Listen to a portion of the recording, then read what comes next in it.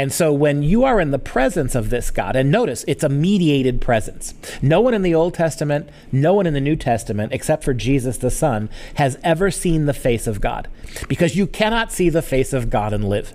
So when God does show up in the Old Testament, it's in a whirlwind, right? Or it's in a burning bush in the case of Moses. But even that, God mediates himself. He shrouds himself so as not to overpower Moses. And yet, still, just being in the presence of God irradiates him. And when he comes down imagine that when he's walking down the mountain in the dark, and he's glowing. What the Hebrews must have been thinking. Right. It absolutely is a great point that you bring up, that Yahweh's, the incredible nature of his character, of who he is, causes that energy, whatever word you're going to use to try to describe the essence of Yahweh, it radiates off of Moses. And this is also his revelation to mankind, his Torah, his teachings.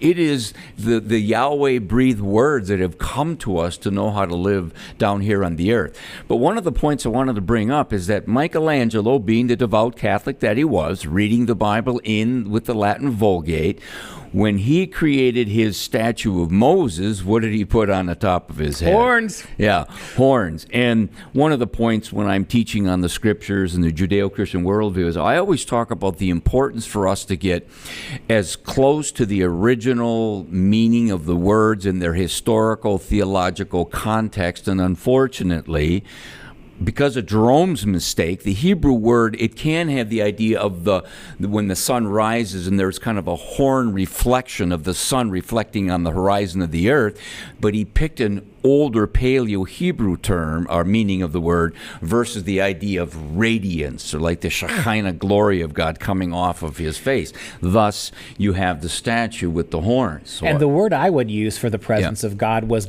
often offered about 150 years ago by a scholar, the numinous, right? That to be in the presence. Yes. And I'm going to throw you another curveball. Take a look at the picture of Moses again.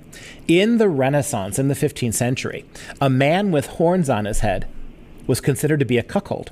Yeah. So it must have been very puzzling to many 15th century Italians to look at that image of Moses and to see the horns on his head, knowing that in their culture that meant a man who has an unfaithful wife.